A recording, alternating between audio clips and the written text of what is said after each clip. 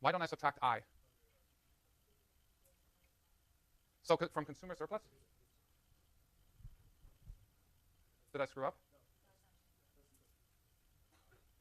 C plus E plus H minus I? Why would it be minus I? So remember, right? Maybe the easiest way to explain this is as follows. So the question, as I've answered it, is correct, all right? But let me just point something out here that will maybe make this a little bit clearer. This thing right here is just additional consumption for a certain number of units right here, right? Additional production. This thing turned out to be the exact same size, D right here, and H right here. These two things are going to have the exact same size. They better. Yes, they do. So D and H have the same size. So let's just think about, instead of chopping this production into 2 bits right here, let this be total domestic production, right? This turns out to be that this length of this line right here is exactly equal to the length of the original line here plus this. It's absolutely identical. So if we look at it like this, and I told you that PQ is the price that consumers pay, and this here is going to be the supply curve, then you and I would agree that producer surplus is going to be C plus D plus E, right? Because this little triangle right down here, that's just variable costs. So this is the same thing here, this H thing. Just remember that consumer surplus is the difference between supply and price received, right, over the range of production. So this here is supply, this is the price received, and this here is the range of production. So H right here is the difference between price received and cost of production. So I is just variable cost, so it's not part of surplus. Does that make sense? All right. Are we good with that question? Next question. Yeah. That crazy lightsaber graph? Yeah. Who suffers? Yeah. We can do that. So the question is, can we talk a little bit about elasticity of demand and how that relates to the monopolist's problem?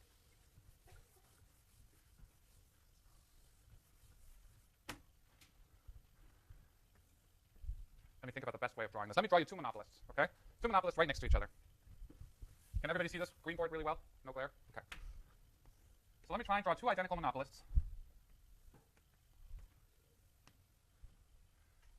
It's just going to take a little minute here.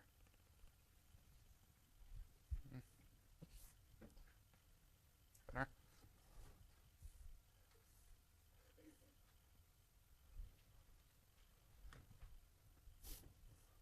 There's a point to this madness. Hold on. Okay.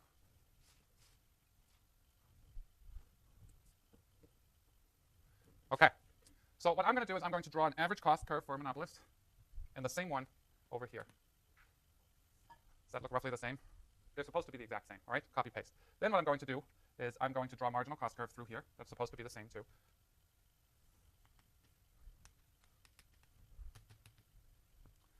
And then what I'm going to do is I'm going to draw 2 demand curves, one elastic, one inelastic, and we'll see what's different. All right?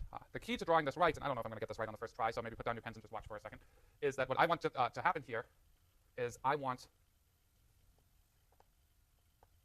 I'm nervous. Okay, let's start with this one. Okay, so halfway. So this is marginal revenue, and this is demand here. This is a special case again, but that's okay. Actually, that'll work just fine.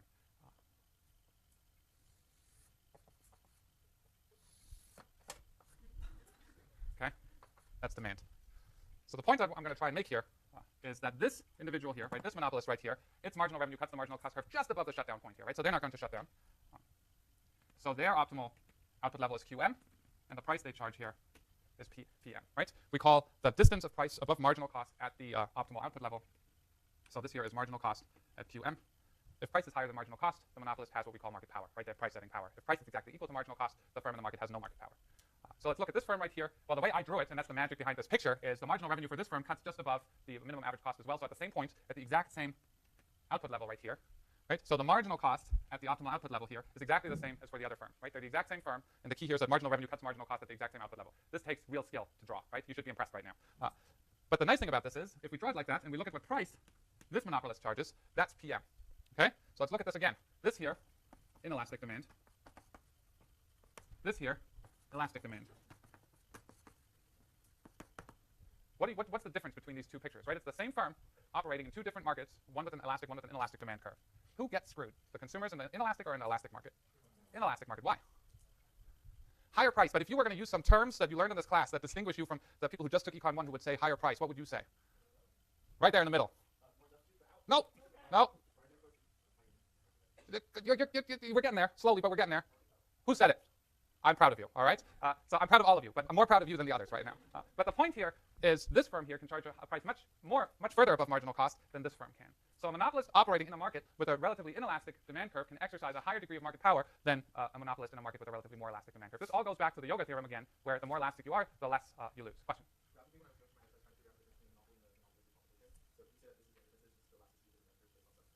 picture is the exact same.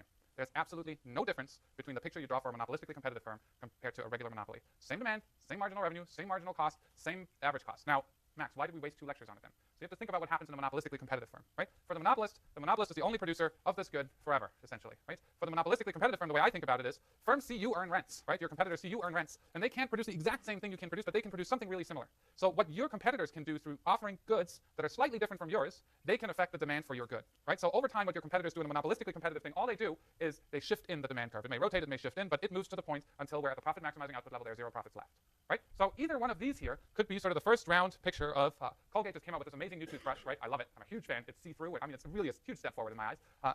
My teeth agree. But this is the first round picture, right? Both firms here earn positive profits, right? These guys here earn, whatever average cost minus price minus average cost times quantity is. These guys here earn whatever price minus average cost times quantity is. So the monopolistically competitive firm would add, let's take this guy here, right? If this guy weren't a traditional monopoly but a monopolistically competitive firm, you would just add the sort of end stage picture here, and that then looks something like this. So you would draw the same. His or her costs have not changed. His or her marginal cost curve have not changed. Now, the tricky bit to do here is to get this exactly right to the point where it's profit maximizing for them to produce at exactly 0 profits. Drawing that is a pain in the neck, right? Why is that? I don't know, because it is. But this ain't the worst. So the way I do it is I figure out a point here. So I know marginal revenue has to go through here. So it would look something like, booyah, that was awesome. Man, am I proud of myself right now. Look at that. Okay, so demand has now shifted in. It was this beautiful pinkish thing right here. It was way out there. Beautifully inelastic, happy monopolist. Now, this monopolistically competitive firm, their competitors started offering products similar to theirs, and it affects demand that people are running away from Colgate to Quest and all these other ones. So it turns this really nice pink thing into this sad-looking, I don't even know what this hideous color is called, but into this thing right here, right? At this point, this is the new demand with the corresponding marginal revenue curve. This is the profit maximizing output level for this monopolistically competitive firm. This is the profit maximizing price. And at that price is exactly equal to average cost. So they make 0 profits, 0 rents. The competitors look into this market and say there's just no more money to be earned making baking soda type toothpaste. We're moving on to, I don't know, frac natural gas-based toothpaste or whatever the next big thing is, right? So in terms of pictures, they're the same picture in the first round, but the monopolistically competitive firm has the issue that other firms enter and affect the demand curve it faces. Does that answer your question? It could rotate, it could shift in parallel. You can't tell, right? It depends on which consumers leave your market. Is it the more price elastic ones? Is it the less price elastic ones? Because not everybody's identical. So it really depends on who are your competitors able to withdraw from your market. So it's really up to you. So how about we do clarifying questions on this, and then we'll move on to the next topic. Yeah. My question was going to be to illustrate how monopoly competition and market failure basically is a short run because they're differentiating the product for a small market power that will as more people come in and copy it. But the key insight here is there's still a market failure even in the end, right? That's what I like to explain. So where is welfare maximized, right? Welfare is maximized where price equals marginal cost. At least that's the story I've been telling you so far. And that story in neoclassical economics holds. So welfare is maximized where price, which is demand, inverse demand here, right? So price equals marginal cost. So this is Q star. This here is P star. Is the monopolistically competitive firm charging P star? No, right? They're charging a price higher than that. Is it producing Q star? No, they're producing less than that, right? So they're doing the classical thing that a monopolist does is they're producing a lower output than socially efficient and charging a higher price. So you will get the traditional sort of deadweight loss you would get from a monopolist. So that's the key insight about monopolistic competition. We may think that once this all settles, it's socially efficient and we're fine, right? But really here, this firm is earning 0 profits and we're getting a deadweight loss on top of it. What it doesn't capture is this love of variety. You may love to have to choose between 30 different types of toothpaste. Follow-up question? Yeah, No, applies to everyone. So think you're Britney Spears, all right? You are Britney Spears. Well, you're not Britney Spears, but imagine being Britney Spears for a second. You are selling CDs in a world where people still buy CDs in the U.S. market and in the UK market, right? So you could think about, and this is in some sense the picture I drew here is the same picture you would draw for multi-market price discrimination. You act as a monopolist of Britney Spears products, for which there are no close substitutes apparently, in 2 different markets. So you act as a monopolist in the U.S. market, and you act as a monopolist in Britain's market. So this is a multi-market monopolist, but a true monopolist, in the way we first introduced him, you either face this picture or you face this picture, right? So the monopolist in one market, one firm faces one type, one demand curve, and one demand curve alone, right? But for certain products, the same big firm acts as a monopolist of a good with no close substitutes in multiple markets. Think of movie theater chains, right? They don't charge the same price for movie theater tickets in New York City than they do in Ames, Iowa, right? You act as a monopolist in that market, and you face a local demand curve because there are no substitutes for the service you provide in the market, right? So, but your point is well taken that the way we started it was one firm faces entire market demand curve, so this multiple demand thing picture here didn't enter until we did multi-market price discrimination. Follow-up questions to this one? Yes. Okay, so I guess you didn't go back. Which one?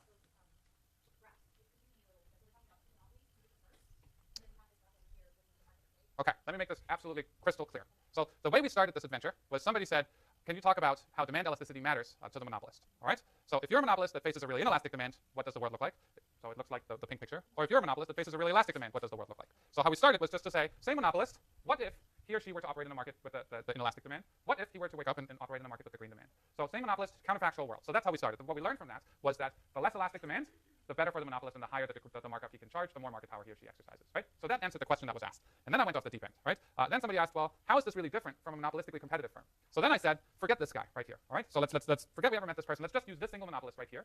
And let's say this is a firm that's invented a new product. They're the only producer of the product, and it's earning lots and lots of rents, and now all of a sudden other firms enter and start offering similar products. What that would do to the demand curve that this monopolist faces, it would rotate it in because people leave the market. It would rotate in so far until the market is so saturated with different but very similar products that this monopolist faces the demand curve where he maximizes his profits at QM right here and makes exactly $0 in economic profits, covers all of his costs, makes reasonable returns on his capital, and so on. But that's the end. So that's monopolistic competition.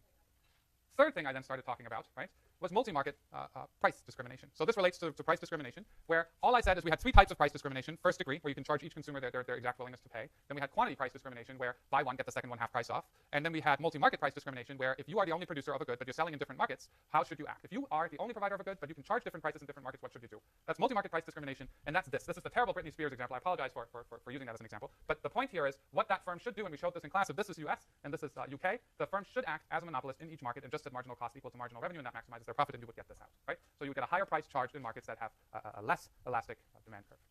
Does that make sense? So that was the big picture. Follow-up question to that one? Yeah. I gotta, I'm just gonna connect this here a little bit so that we have perfect pizza slices without cheese leaking out of the crust. You don't want that. Okay. So what would deadweight loss look like here? A, B, C, D. Okay, I can do it. Okay. This here is A. Okay. This triangle right here. This rectangle right here is B. This thing right here is C. This little triangle right here is D. And this area here is E. So let's do consumer and producer surplus.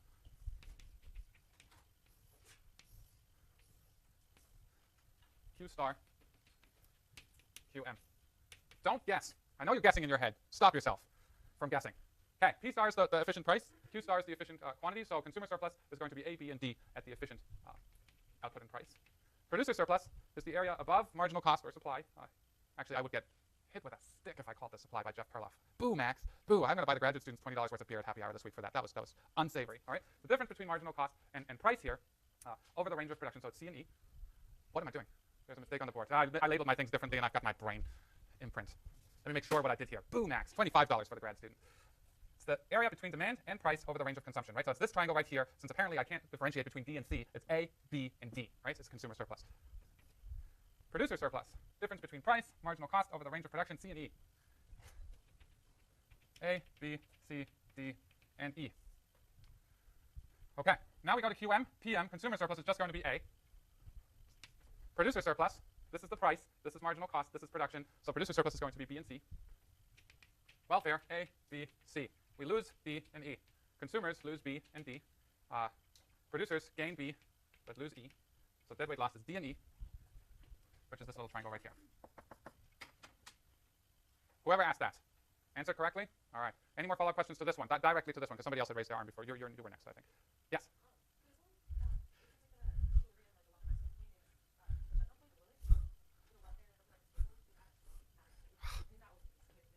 You're going to finish the semester with your 10th really awesome question.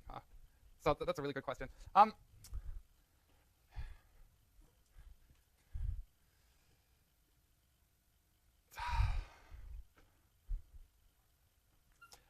Let me try and answer this question in a way that it's answerable and that I'm not going to put my foot in my mouth here, right? So the firm would never voluntarily produce at what we consider the efficient output level because it's at the shutdown price, right? Does it mean because the firm would never voluntarily, produce there that there's deadweight loss? We could have a beautiful argument about, are you worse off? Is society worse off with this firm not producing at all compared to somehow forcing it to produce here, or compared to, whatever this level is right here? I am not going to put that